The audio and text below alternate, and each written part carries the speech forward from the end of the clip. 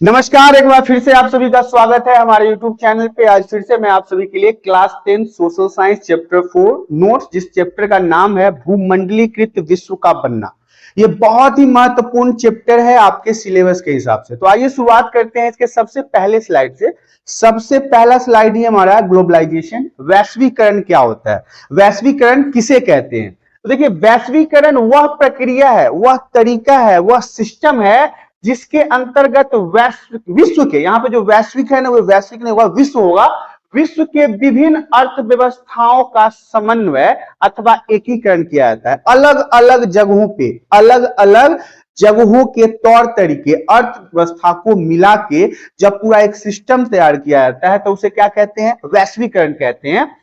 ताकि विभिन्न देशों के बीच की वस्तु, सेवा, पूंजी, श्रम, प्रौद्योगिकी आदि का बिना रुकावट के आदान प्रदान हो सके। विश्व में किसी भी कोने में यदि कोई वस्तु बनता है, किसी भी वस्तु का निर्माण होता है, कोई भी पूंजी है या किसी भी प्रकार की मशीन है, टेक्नोलॉजी है, कंप्यूटर है, यूट्यूब, ट्विटर, फेसबुक, इंस्टाग्राम, कुछ भी। आपको तो पता है ना कि आज यूट्यूब कहाँ का है, अमेरिका का है। फेसबुक कहाँ का है, अमेरिका का है। ट्विटर, इंस्टाग्राम, ये सभी कहाँ के, अमेरिका की है ना। लेकिन आज हम अपने भारत में होने के बाद भी उन सभी चीजों का यूज कर रहे हैं ना। तो अलग अलग विश्व के अलग अलग जगहों पे जो चीजें मौजूद होती है, यदि उसे हम अपने यहाँ भी उसका सही तरीके से उपयोग कर पाते हैं तो क्या है, वैश्वीकरण है। कि विश्व के अलग अलग चीजों पे पाई जाने वाली सेवा, किसी भी प्रकार का सेवा, पूंजी, श्रम, प्रौद्योगिकी आदि बिना रुकावट के एक देश से दूसरे देश में आदान प्रदान होते हैं। इसे क्या कहते हैं, वैश्वीकरण कहते हैं। वैश्वीकरण के परिणाम स्वरूप ही आज विभिन्न देश की वस्तुएं जो है वो हमारे देश में उपलब्ध है। ये वैश्वीकरण का ही चीज है। अमेजॉन एक बहुत ही अच्छा शॉपिंग मार्केट है ऑनलाइन, जहां से आप चीजों को खरीद सकते हैं।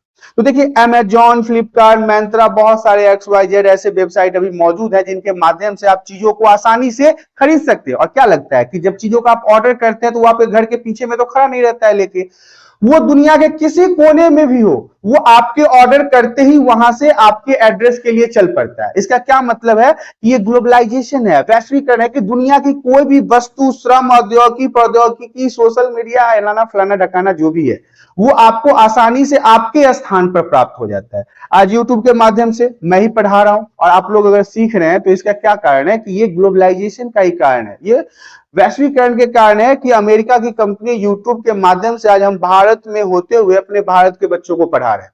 तो ये क्या है, वैश्वीकरण है। अगला टॉपिक है भूमंडलीकरण। ज्यादा अंतर नहीं है, वैश्वीकरण और भूमंडलीकरण में ज्यादा अंतर नहीं है, कुछ खास अंतर नहीं है। आप ये भी कह सकते कुछ अंतर ही नहीं है। अब क्या है भूमंडलीकरण, को पहले समझ लिए। भूमंडल, भूमि, भूमि का एकीकरण ही भूमंडलीकरण कहलाता है। पूरे दुनिया का जितना भी भूमि है, जितने भूमि पे हम लोग रहते हैं, हम लोग कहाँ रहते हैं, भूमि पे रहते हैं। तो इस भूभाग का जो भूमि है उसका एकीकरण करना भूमंडलीकरण कहलाता है। वैश्वीकरण में भी कुछ ऐसा ही था। वस्तुओं, सेवाओं, व्यक्तियों और सूचनाओं का राष्ट्रीय सीमाओं के आर पार स्वतंत्र रूप से संचरण ही वैश्वीकरण या भूमंडलीकरण कहलाता है। मैंने आपको पहले ही बताया कि ज्यादा अंतर नहीं है भूमंडलीकरण और वैश्वीकरण में। अब यहाँ पे कह रहा है वस्तु, किसी भी प्रकार का प्रोडक्ट, कॉपी, किताब, कपड़े लत्ते, मोबाइल, कंप्यूटर, अलाना फलाना ढिकाना, बहुत सारी चीजें हैं आपको दुनिया में खरीदने और बेचने के लिए। तो ये सारी चीजें किसके अंतर्गत आती है, वस्तुओं के अंतर्गत आती है। इसके अलावा सेवा, व्यक्ति, व्यक्ति भी कभी कभी देखते हो कि अमेरिका गया है, इंग्लैंड गया है, कनाडा गया है, जापान गया है, चाइना गया है, तो व्यक्ति भी तो एक देश से दूसरे देश जा रहा है ना। तो ये भी भूमंडलीकरण के कारण ही हो रहा है कि हम एक जगह से दूसरे जगह पर जा रहे हैं। हालांकि ये नई बातें नहीं है, बहुत पहले से चलती आ रही है।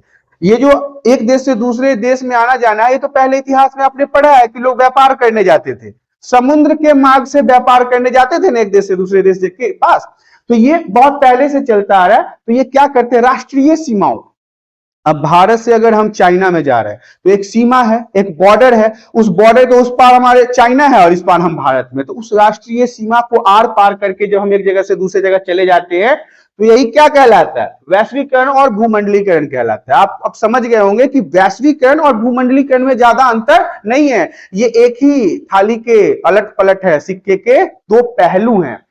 ऐसा सदियों से होता आया है, आज की बात नहीं है, बहुत पहले से होता आ रहा है कि व्यापार के कारण विचार और संस्कृति का आदान प्रदान हुआ है। व्यापार जो बिजनेस था, जो बहुत पहले से चलता है, ये बिजनेस ही तो था, व्यापार ही तो था, जिसके कारण यहाँ का सिक्का आपको बाहर के इराक में मिला, ईरान में मिला, ईरान का सिक्का हमारे यहाँ मिला। तो ये पहले क्या होता था, सिक्कों के माध्यम से व्यापार करते थे लोग। जो चीज हमारे यहाँ बहुत ज्यादा थी उसको हम जाकर दूसरे के यहाँ बेच आते थे, और जो दूसरे के यहाँ ज्यादा था उसको अपने यहाँ खरीद के लाते थे। तो ये सदियों से चलता आ रहा है, और इसी कारण से संस्कृति का भी आदान प्रदान हुआ है।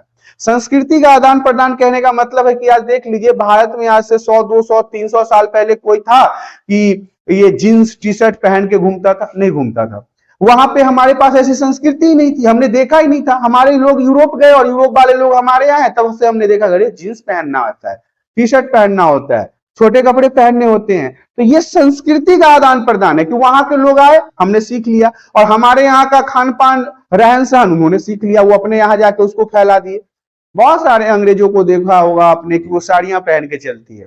अब साड़ी तो उनके यहाँ का ड्रेस नहीं था, उनके यहाँ था यूरोपियन ड्रेस, वो बहुत ही अटपटा टाइप का है, क्या कहते हैं मेरे को पता नहीं। तो देखिए, आदान प्रदान के कारण ही दुनिया के विभिन्न देश जो हैं अभी के समय में आपस में जुड़ गए हैं। तो ये भूमंडलीकरण और वैश्वीकरण कहलाता है। सिंधु घाटी की सभ्यता आपने पढ़ा होगा, अगर नहीं पढ़ा है तो 11th क्लास के हिस्ट्री में आपको हड़प्पा सभ्यता, सिंधु घाटी सभ्यता, मोहनजोदड़ो की सभ्यता पढ़ना है। हालांकि शॉर्ट डिटेल्स आपने क्लास 7 से ही पढ़ना शुरू कर दिया था। सिंधु घाटी सभ्यता क्या है, मोहनजोदड़ो क्या है, हड़प्पा संस्कृति क्या है। तो सिंधु घाटी सभ्यता की अगर बात कर लें तो विभिन्न देशों के बीच आपसी संपर्क हुआ करता था सिंधु घाटी सभ्यता में। सिंधु घाटी सभ्यता के अंतर्गत जो लोग व्यापार करते थे, ये लोग आपस में एक दूसरे देश में इनका संपर्क बना हुआ था, व्यापारिक संपर्क बना हुआ था, दोस्ती वाला संपर्क बना हुआ था, सांस्कृतिक संबंध बना हुआ था। ये आम बात है कि आधुनिक युग में यह संपर्क तेजी से बढ़ रहा है। हाँ ठीक है, पहले के समय में संपर्क था, पहले के समय में भी संपर्क था एक देश से दूसरे देश के अंदर। हाँ, ये बात अलग है कि अभी के समय में यदि हम बात कर ले तो हम फटाफट एरोप्लेन से पहुंच जाते हैं, ट्रेन से पहुंच जाते हैं, फटाफट कार निकाला हो ही पहुंच गए। लेकिन पहले ये सब सुविधा नहीं थी। पहले हम पानी के माध्यम से जाते थे, पानी के जहाज से जाते थे, नाव से जाते थे, तो उसमें लंबा समय लगता था, उसमें हम डिस्टेंस बहुत ज्यादा होता था। हमारे पास एरोप्लेन नहीं, जाके बैठे हवा में उड़े और 2 घंटा में बस कहीं से कहीं पहुंच गए। तो संपर्क तो था, लेकिन अभी के समय में ये संपर्क बहुत तेजी से हम बढ़ा रहे हैं। किसी भी देश में जाना हो तो आपको पता है फ्लाइट से के माध्यम से बहुत जल्दी पहुंच जाते हैं लोग। तो ये था हमारा वैश्वीकरण और भूमंडलीकरण चैप्टर का मेन निचोड़ था। इसको समझना बहुत जरूरी है आप लोगों को। तो हम आगे की स्लाइड में बढ़ते हैं। अगला स्लाइड हमारा कहता है प्राचीन काल। प्राचीन मतलब पुराना, काल मतलब समय। पुराने समय में क्या होता था? आज से कुछ समय पहले को हम पुराना समय कहते हैं। अब पुराना समय ये नहीं है कि अभी 2023 आज पहला दिन है, आज 2 तारीख है, तो हम कहेंगे कि 2021 पुराना समय, प्राचीन काल। नहीं, ऐसा नहीं होता है। 100, 200, 300, 400, 500 साल पहले के समय को हम प्राचीन काल कहते हैं। पुराना समय का मतलब है 100, 200, 300, 400, 500 साल तक का समय। इससे पहले आप जितना भी जाएंगे सब प्राचीन काल में आएगा। यात्री क्या था? जो समुद्र के मार्ग से, पानी के मार्ग से एक जगह से दूसरी जगह जाते थे, वो क्या कहलाते थे? यात्री कहलाते थे। व्यापारी जो चीजों का खरीद बिक्री करते थे। पुजारी और तीर्थयात्री ज्ञान, अवसर और आध्यात्मिक शांति के लिए या उत्पीड़न यातनापूर्ण जीवन से बचने के लिए दूर दूर तक की यात्राओं पर जाते थे। प्राचीन काल में क्या होता था? पुराने समय में क्या होता था? यात्री कहने का मतलब है कि अभी के समय में भी आपने यूट्यूब पे देखा होगा, बहुत सारे लोग ना ब्लॉगर है, लाइव ब्लॉगिंग करते हैं, अपने लाइव स्टाइल पे ब्लॉगिंग करते हैं, अपने जीवन को बताते हैं यूट्यूब पे। जैसे बहुत नाम क्या बताना, ऐसे ही समझ लीजिए कि बहुत सारे ब्लॉगर हैं यूट्यूब पे। तो अब ऐसे ही यात्री उस समय भी थे जिनको यह मन में समझते थे कि हमें ना बस ट्रैवल करना है, खोज करना है, समुद्र के मार्ग से घूमते रहना है। उनको उसी काम में शांति मिलती थी, तो वे यात्रा करते थे। व्यापारी होते थे जो समुद्र मार्ग से जाते थे, एक जगह से दूसरे जगह तक व्यापार करते थे, वहां से पैसे कमा के अपने देश में आते थे, अपने सामान को बेच करके आते थे। पुजारी लोग होते थे, पूजा पाठ, अपने धर्म का प्रचार करने वाले। तीर्थयात्री ज्ञान मतलब तीर्थ यात्रा करके ज्ञान को फैलाने वाले, की बौद्ध भिक्षु चले गए, जैन भिक्षु चले गए, हिंदू धर्म के लोग चले गए, इस्लाम धर्म के लोग चले गए, और वो अपने धर्म के बारे में दूसरी जगह पर जाके ज्ञान को बढ़ा रहे हैं। इसके अलावा अवसर और आध्यात्मिक शांति। अवसर मतलब नौकरी करने के लिए। ये आज नहीं समझिए कि आज ही बेरोजगारी है, बेरोजगारी उस समय भी था, बहुत दिक्कत हुआ करता था, नौकरी नहीं था तो लोग एक जगह से दूसरे जगह चले जाते थे कि यहाँ तो काम मिला नहीं, जाते हैं समुद्र मार्ग से दूसरी जगह पे, वहां कहीं काम मिल जाए, तो वो चले जाते थे काम के लिए। और दूसरा है आध्यात्मिक शांति के लिए। बहुत सारे लोगों के बारे में सुना हुआ, चले जाते हिमालय की तराई में बाबा के याद करते करते, वो 2-3 बरस, 4 बरस, 5 बरस, 10 बरस लगा देते हैं एकदम तपस्या करना। तो आध्यात्मिक शांति के लिए, मानसिक शांति के लिए भी लोग एक जगह से दूसरी जगह जाते थे। इसके अलावा उत्पीड़न और यातनापूर्ण, किसी को आप मार दो, किसी को परेशान करो तो वो उस जगह को छोड़ के चला जाता है ना, तो ऐसे ये लोग भाग जाते थे और दूर दूर तक यात्राओं पे चले जाते थे। बहुत दूर दूर तक ये यात्रा करते थे। अपनी यात्राओं में ये लोग तरह तरह की चीजें जैसे पैसा, मूल्य, मान्यताएं, हुनर, विचार, आविष्कार और यहां तक कि कीटाणु और बीमारियों को भी साथ लेकर चलते रहे। ये बड़ा इंपॉर्टेंट है। जब ये लोग एक जगह से दूसरी जगह जाते थे तो क्या लगता है, ये लोग जब जाते थे तो इनके साथ साथ ये पैसा लेके जाते थे। अब कोई खाली हाथ तो कहीं नहीं जाएगा ना। आज आपको अगर दिल्ली से बिहार जाना है और आपको हम ट्रेन का पटरी पकड़ा दें और कहे कि पैदल चलो, तो आप जाओगे? नहीं जाओगे। आपको ट्रेन का टिकट चाहिए, पैसे चाहिए, बैग चाहिए, कपड़े चाहिए और भी बहुत कुछ चाहिए। इसके अलावा आपको यहाँ पे ना हुनर, लोग एक जगह से दूसरी जगह क्यों जाते थे? उनके पास कोई हुनर था, काम करने का कोई नॉलेज था, उनको शिल्पकारी आती थी, उनको व्यापार करना आता था, उनको यात्रा करने आता था, इसलिए तो एक जगह से दूसरी जगह लोग जाते हैं। इसके अलावा आविष्कार और यहाँ तक कि कीटाणु और बीमारियों को भी लेकर साथ चलते थे।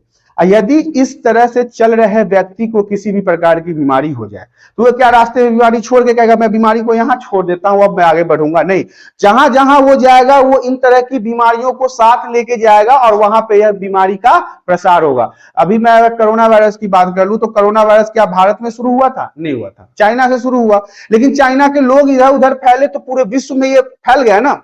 तो यही होता है कि जब यात्रा करने वाले लोग एक जगह से दूसरी जगह जाते हैं तो वो अपने साथ साथ पैसा, बैग, लैपटॉप, कंप्यूटर और बीमारी भी लेके जाते हैं, क्योंकि वो बीमारी को चारों तरफ, इसी कारण से बीमारी चारों तरफ फैल जाता है।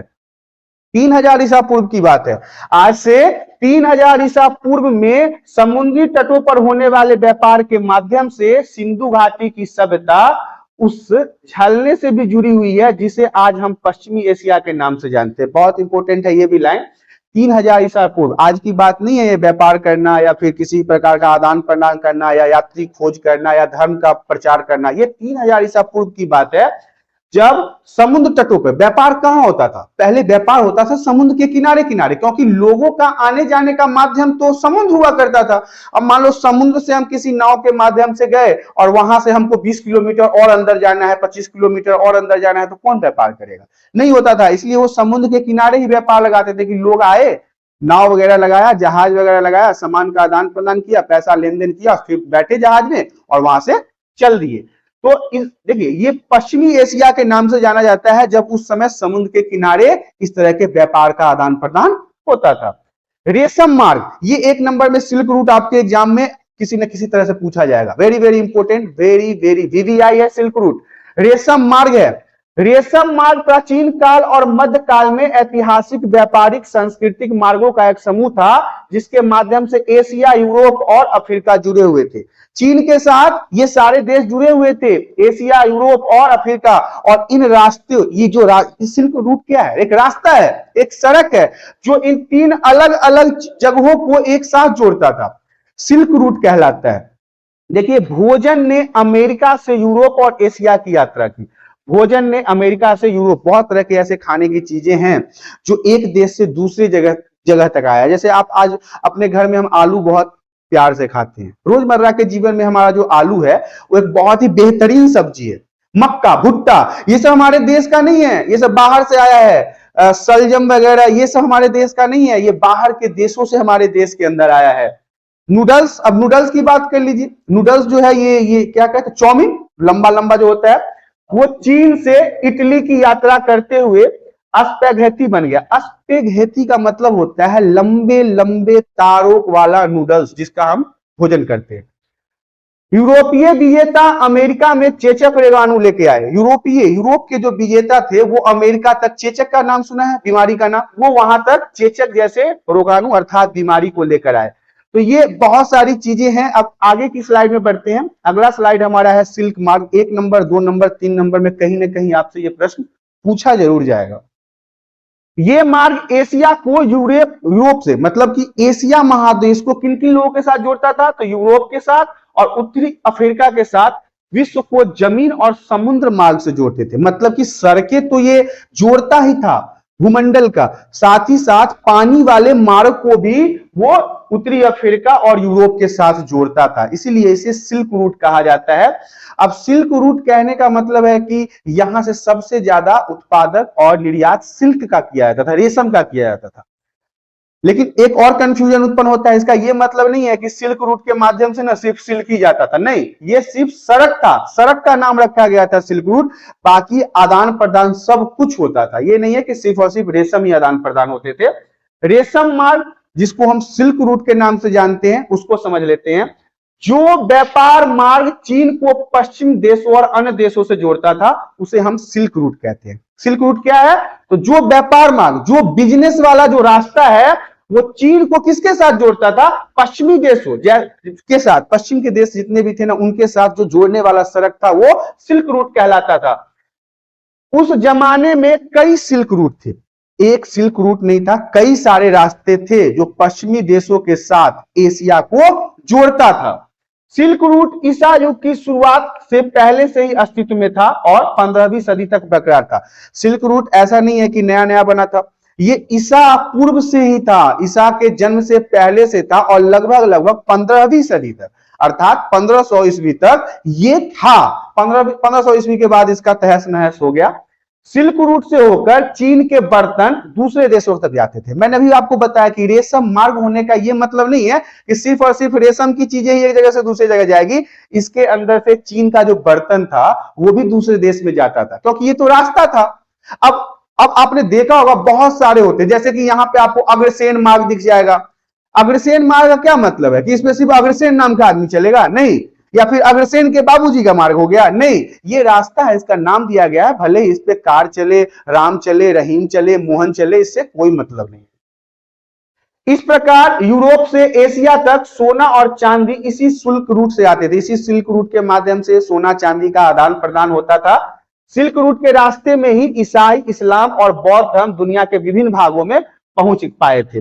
इसी रूट के माध्यम से, यही सिल्क रूट जो था, इसी के माध्यम से दुनिया के विभिन्न देशों में ईसाई लोग पहुंच पाए, बौद्ध लोग पहुंच पाए और इस्लाम वाले जो इतने मुसलमान लोगों का था वो लोग भी पहुंच पाए। किस रूट के माध्यम से? सिल्क रूट के माध्यम से। आगे की स्लाइड में बढ़ते हैं।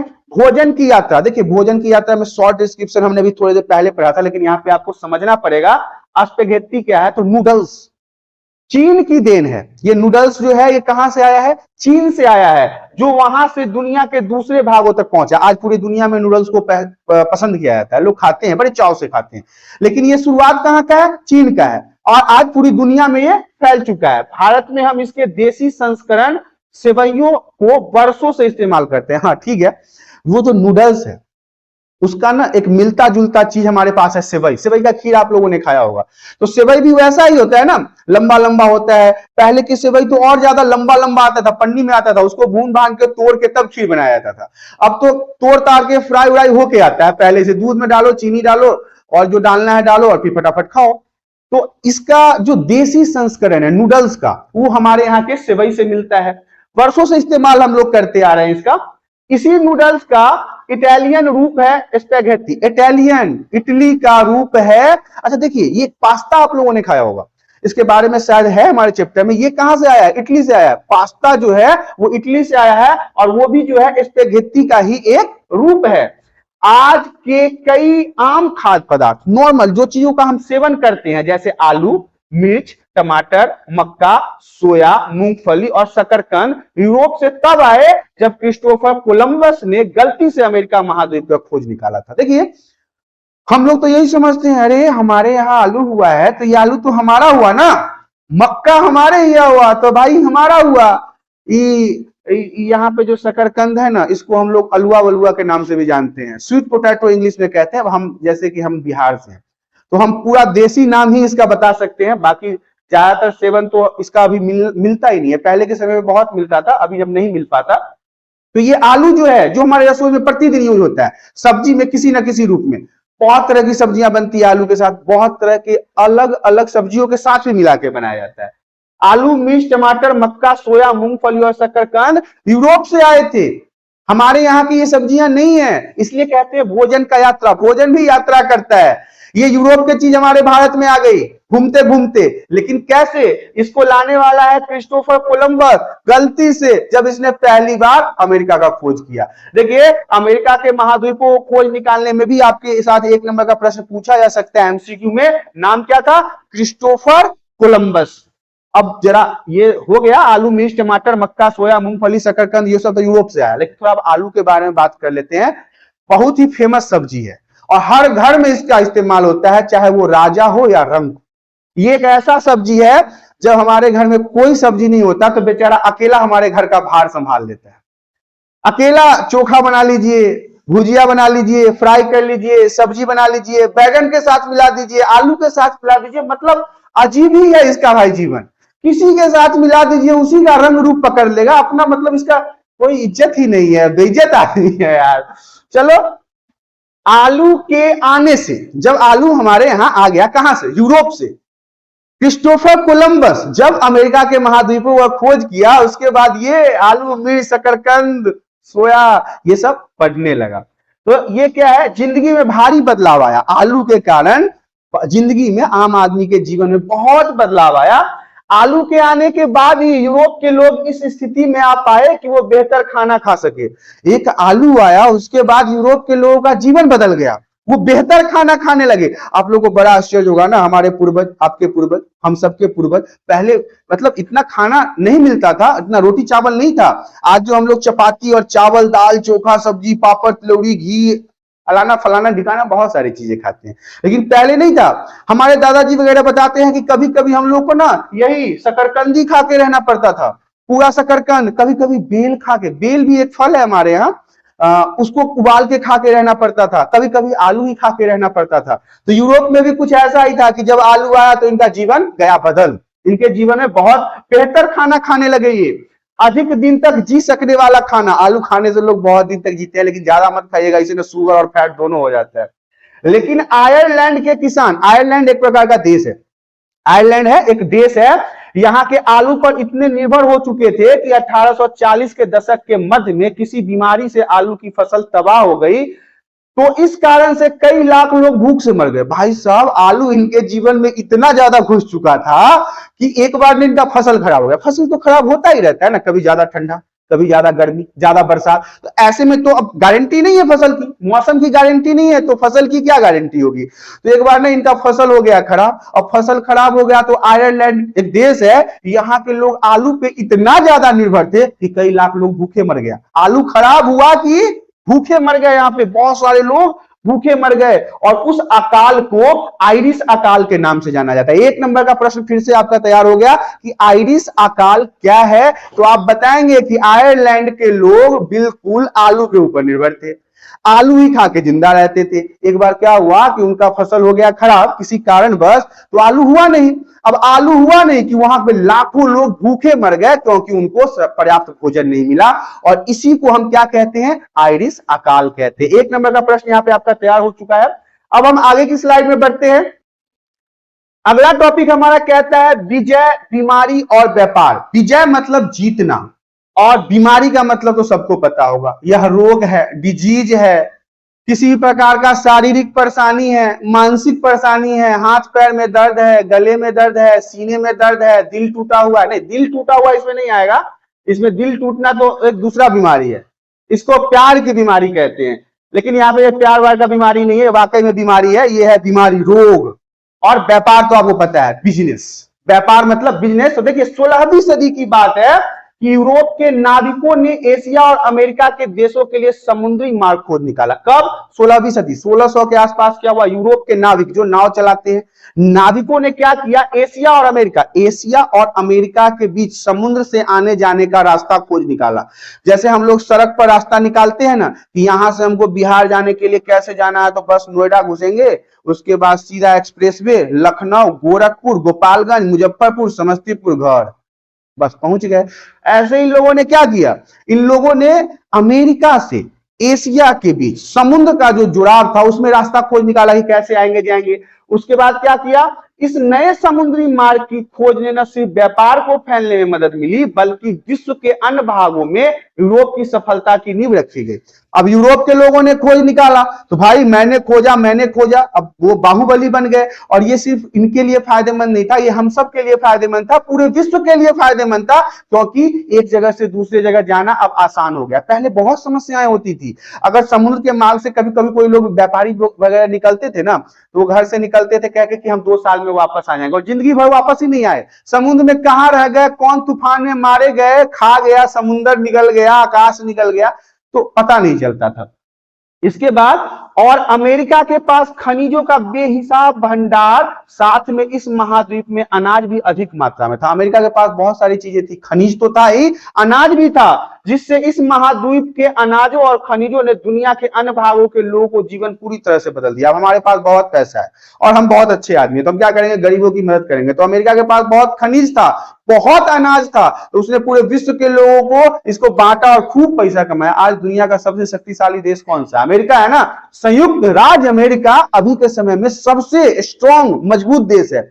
जितने भी लोग होते हैं ना, हर लोग का सपना होता है कि हम अमेरिका जाके पैसे कमाए, लेकिन हमारा नहीं है, वो बात दूसरा है। आपका भी होगा अगर आगे जाके आपको पता लगे कि अमेरिका में $1 मिलेगा, यहाँ का 1 रुपया, वहां का 1 रुपया यहाँ पे आकर सीधे 85 हो जाता है। मतलब 100 रुपया कमाइए और यहाँ पे 8500 रुपया हो जाएगा, 1000 वहां पे 85,000। तो सबका इच्छा होता है कि भाई वहीं जाए कमाने।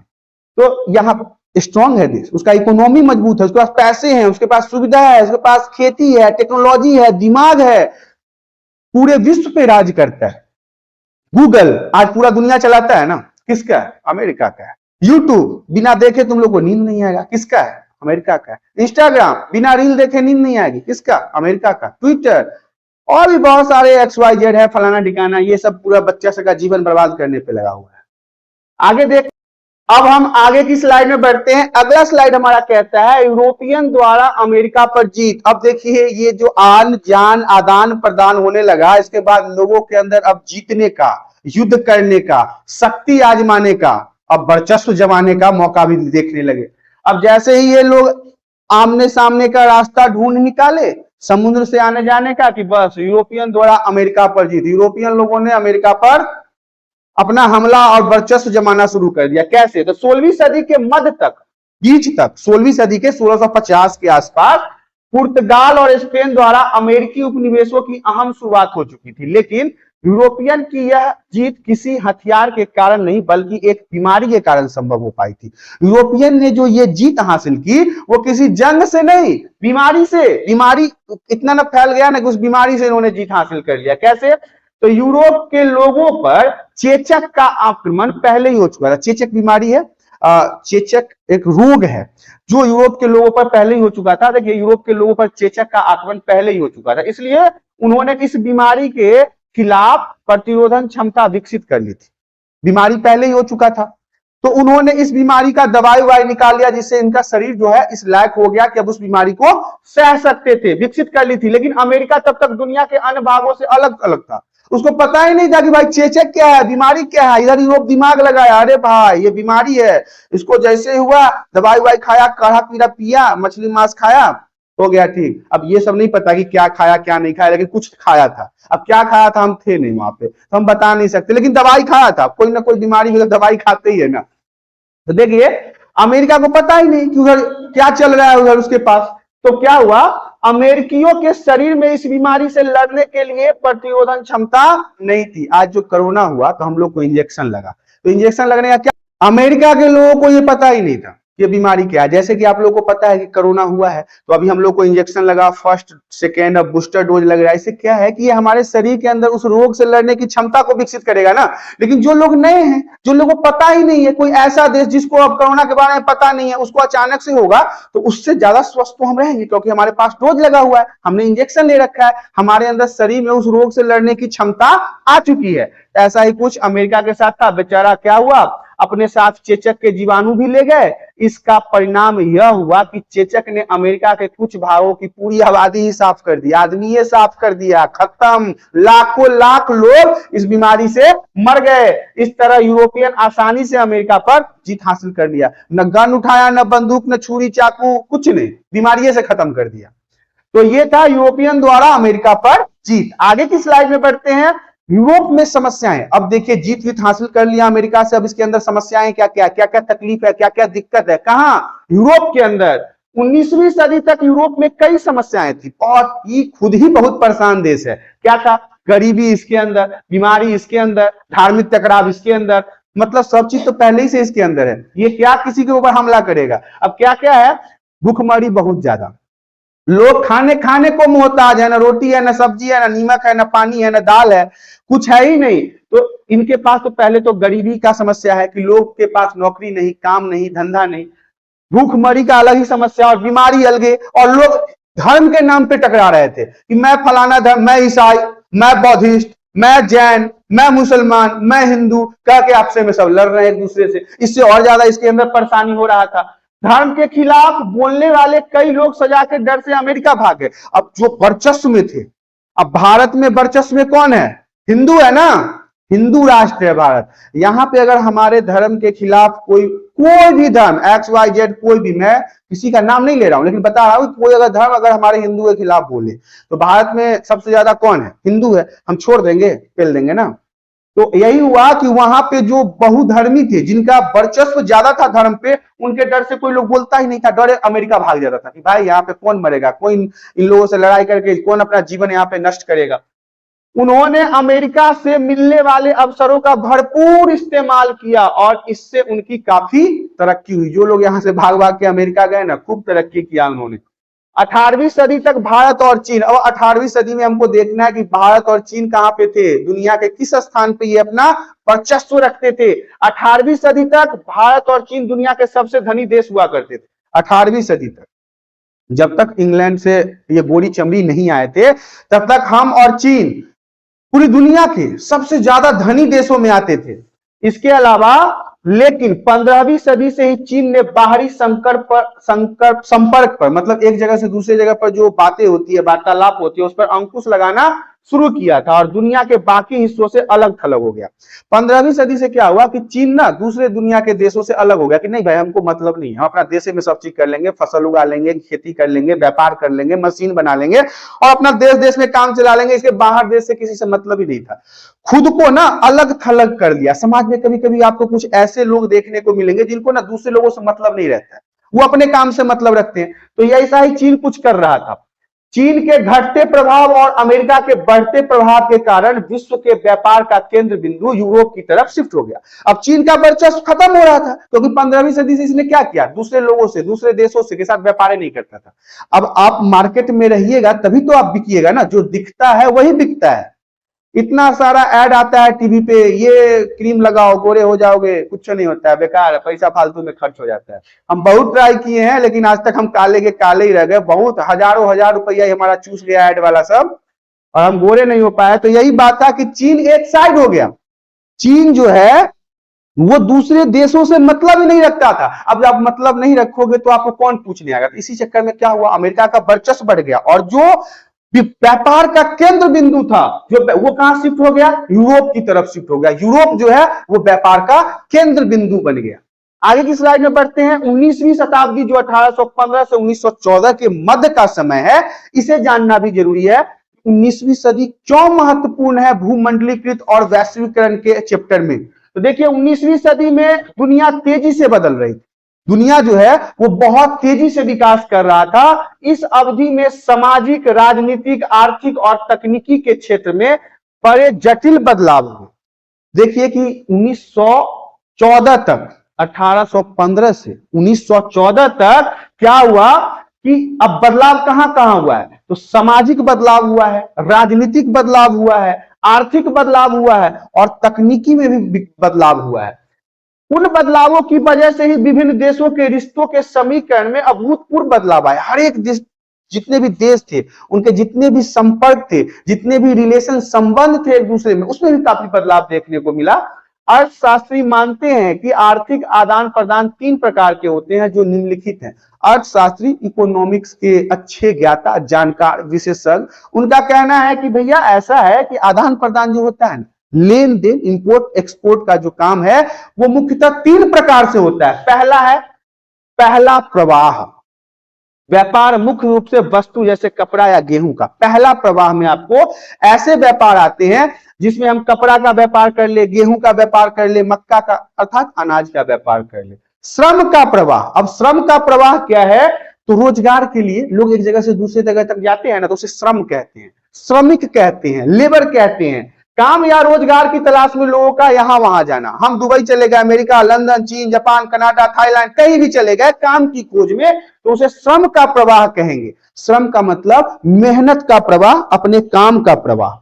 तीसरा है पूंजी का प्रवाह, पैसे का बोलबाला है यहाँ पे भाई, कि अल्प या दीर्घ अवधि के लिए दूर दराज के इलाकों में निवेश। यहाँ पे बैठे बैठे हमको इतना आ गया यूट्यूब से पैसा कि बस अमेरिका में जाकर 2-4 वो कंपनी में इन्वेस्ट कर दिए गए, पैसा लोग करोड़ का करोड़ रुपया, ट्रांजेक्शन जो होगा वो हमारे इंडिया वाले अकाउंट में भेज देना, पंजाब नेशनल बैंक में खाता है हमारा।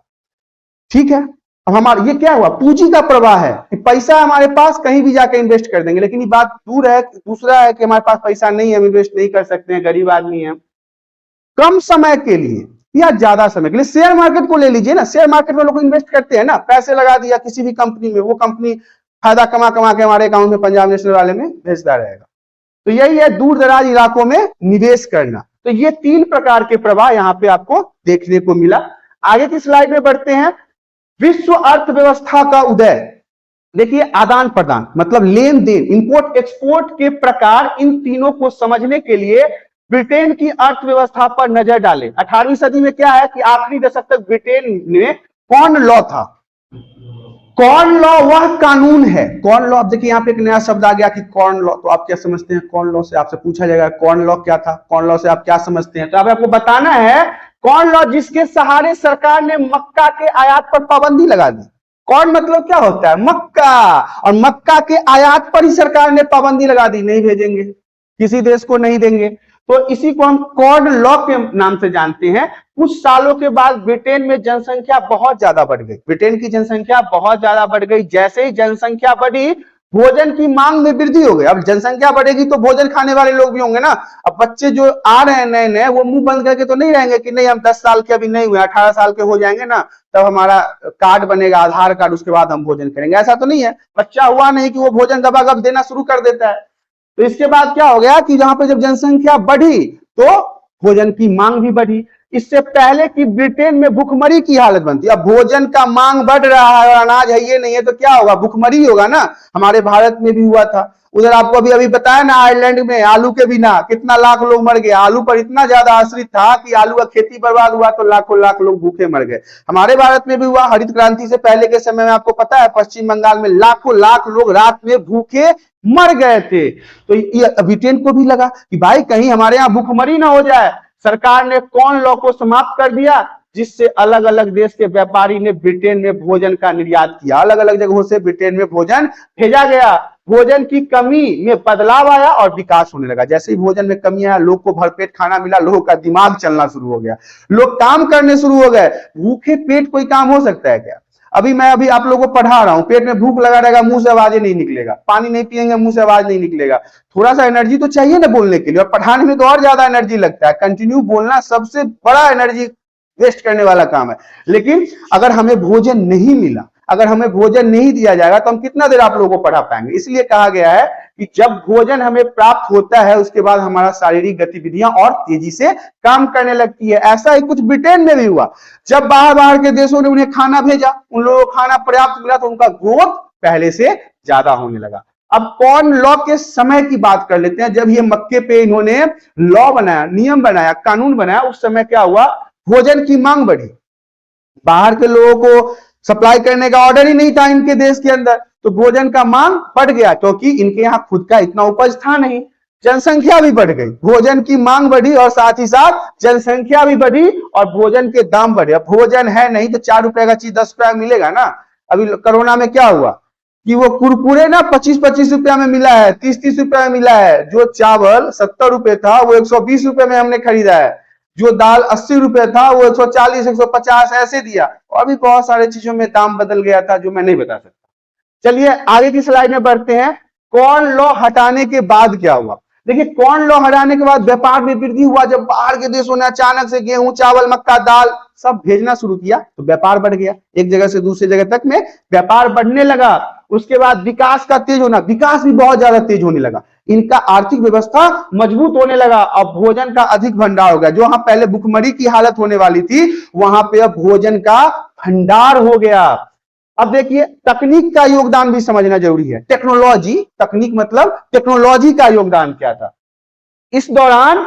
विश्व की अर्थव्यवस्था के भूमंडलीकरण में टेक्नोलॉजी ने एक अहम भूमिका निभाई, बहुत महत्वपूर्ण भूमिका निभाया भूमंडलीकरण में टेक्नोलॉजी ने। क्या हुआ कि इस युग के कुछ मुख्य तकनीकी की खोजें हुई, जैसे रेलवे, स्टीमशिप और टेलीग्राफ। इसी समय की बात है जब यहां पे रेलवे का शुरुआत हुआ, शिप का शुरुआत हुआ, और भी बहुत सारे नए नए टेक्नोलॉजी आए। रेलवे ने बंदरगाहों और आंतरिक भूभागों को आपस में जोड़ दिया, जगहों को, सड़कों को, लोगों को, देशों को आपस में जोड़ने का काम किया है क्या, रेलवे ने। स्टीमशिप के कारण माल की भारी मात्रा में अटलांटिक के आर पार ले जाना आसान हो गया। देखिए जब स्टीम वाला शिप आया ना तो उसपे ज्यादा से ज्यादा वजन डाला जाता था, वो एक जगह से दूसरी जगह तक माल को लेके जाता था। पहले क्या था, नाव था, कितना जोर लगा के आप समुद्र में उसको हिलाते डंडा को ताकि वो बढ़ता, लेकिन अब मशीन आ गया, स्टीम मशीन आ गया, पानी गर्म होता था और भाप पे वो दौड़ता था।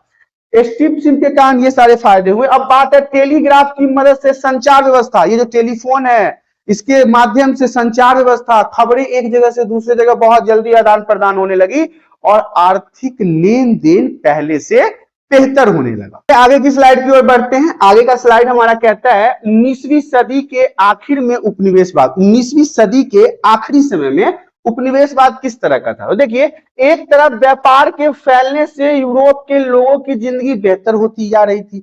व्यापार, जब बिजनेस बहुत ज्यादा फैल रहा था तो यूरोप के लोगों की जिंदगी बेहतर होती जा रही थी, और दूसरी तरफ उपनिवेशों के लोगों पर इसका बुरा प्रभाव भी पड़ रहा था। देखिए पॉजिटिव के साथ साथ निगेटिव चीजें आती है। एक तरफ अगर फायदा है तो दूसरी तरफ आपको नुकसान उठाना पड़ेगा। जब अफ्रीका के आधुनिक नक्शे को गौर से देखेंगे तो आपको पता चलेगा कि ज्यादातर देशों की सीमाएं सीधी रेखा में है। ऐसा लगता है जैसे किसी छात्र ने सीधी रेखा खींच दी हो, मतलब सीधी रेखा में अफ्रीका के देश एक सामने हैं, एक दूसरे से जुड़े हुए हैं, जैसे किसी छात्र ने एक सीधी रेखा खींची हो और उस पर देशों को बसा दिया गया हो। 1885 में यूरोप की बड़ी शक्तियां बर्लिन में मिली। यूरोप की बड़ी शक्ति आपको कहां मिला, बर्लिन में मिला, और अफ्रीकी महादेश को आपस में बांट लिया। इस तरह से अफ्रीका के ज्यादातर देशों की सीमाएं सीधी रेखा में बन गई। बर्लिन की दीवार वगैरह भी आपको आगे पढ़ना है, बहुत इंपॉर्टेंट है, बहुत लंबा था, बहुत मेहनत से टूटा, जर्मनी के बीचों बीच बनाया गया था। तो ये सब चीजें बाद में देखेंगे, अभी फिलहाल देखेंगे कि अफ्रीका के देश जो है एक सीधी लाइन में, जैसे लगता है कि एक सीधा रेखा स्केल से खींच के उस पर देश सबको बिठा दिया है।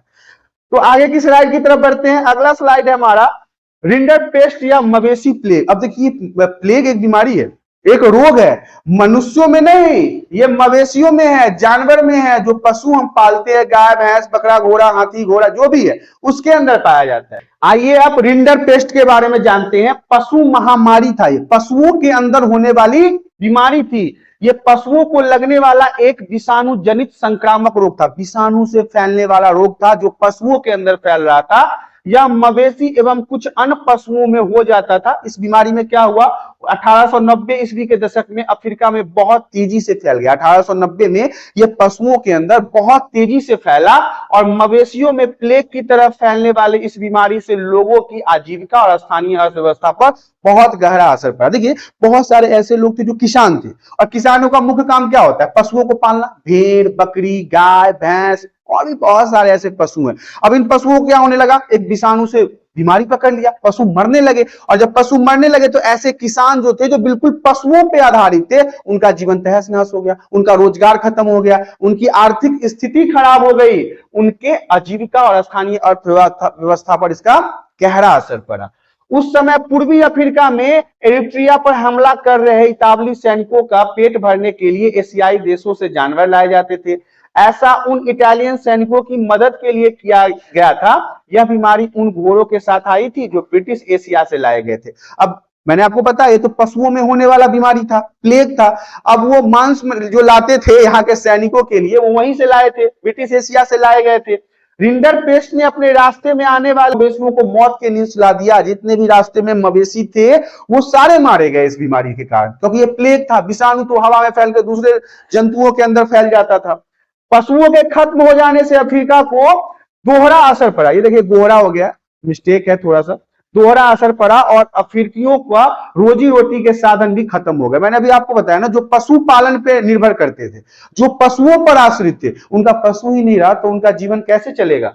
तो इसके अलावा कोई उनके पास चारा नहीं था, बगान में मजदूरी करने लगे और दूसरों के यहाँ जाके मजदूरी करने लगे, खेतों में मजदूरी करने लगे। इस तरह से मवेशियों की एक बीमारी ने यूरोप को अफ्रीका में अपना उपनिवेश फैलाने में मदद की। एक ऐसी बीमारी आई जिसने क्या किया, यूरोप के लोगों को अफ्रीका में भी अपना उपनिवेश फैलाने में मदद किया, क्योंकि वहां पे ऐसी बीमारियां ही आ गई थी कि लोगों का रोजगार चौपट हो गया था।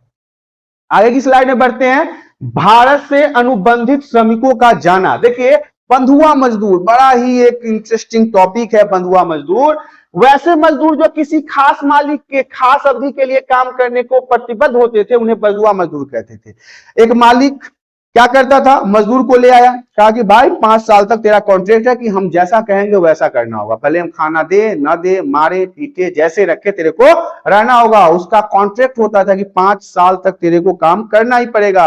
और वो उस मालिक के यहाँ मार पीट गाली गलौज सुन के कंटिन्यू उसके लिए काम करता रहता था, प्रतिबद्ध होता था, मजबूरी थी उसकी कि उसको उसका काम करना पड़ता था। बंधुआ मजदूर कहलाते थे।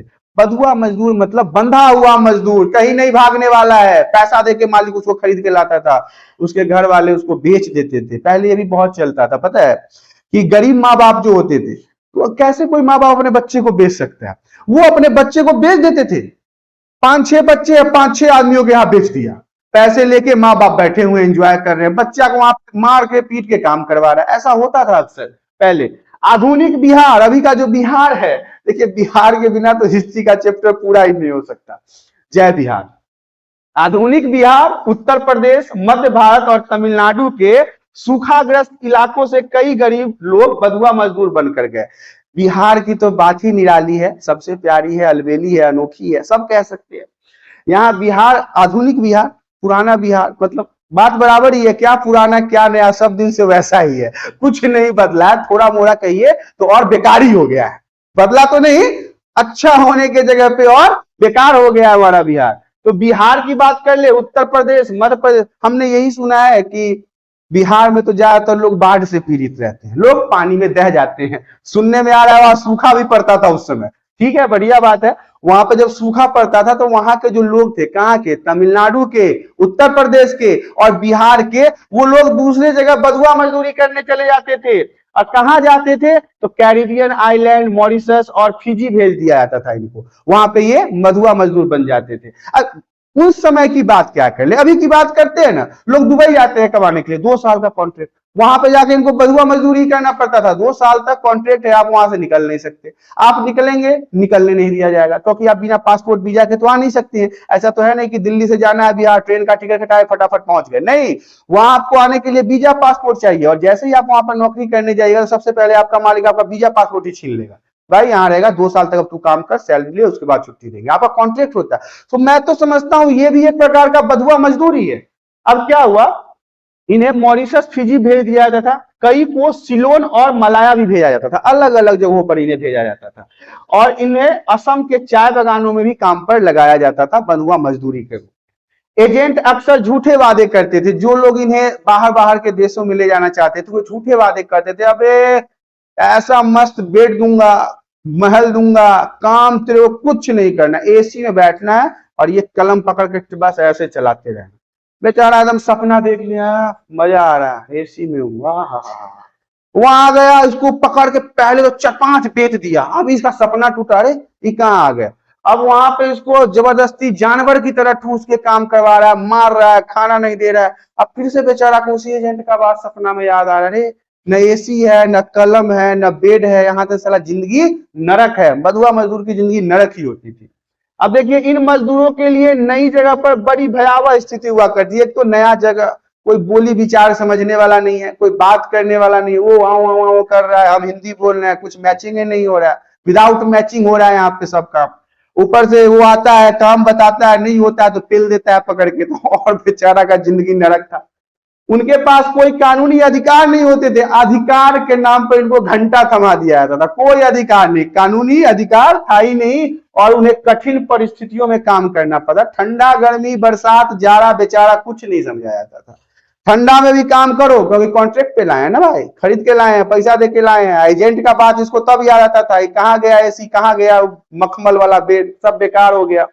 1900 के दशक में भारत के राष्ट्रवादी लोग बधुआ मजदूर के सिस्टम का विरोध करने लगे थे, और इस सिस्टम को 1921 में समाप्त कर दिया। 1921 में 1921 में जाके इसको समाप्त किया गया है, वे बहुत पहले से चलता आ रहा था। तो इस तरह से आपका जो आज पहला पार्ट यहाँ पे समाप्त होता है। अब आपके साथ हम इसके सेकेंड पार्ट के साथ मिलेंगे। आशा करता हूं कि वीडियो में दी गई जानकारी आप सभी को पसंद आया होगा। यदि जानकारी पसंद आया तो वीडियो को लाइक करें, चैनल पे पहली बार आए तो चैनल को सब्सक्राइब करें। हम आपके साथ फिर रूबरू होंगे इसके सेकेंड पार्ट में, तब तक के लिए धन्यवाद।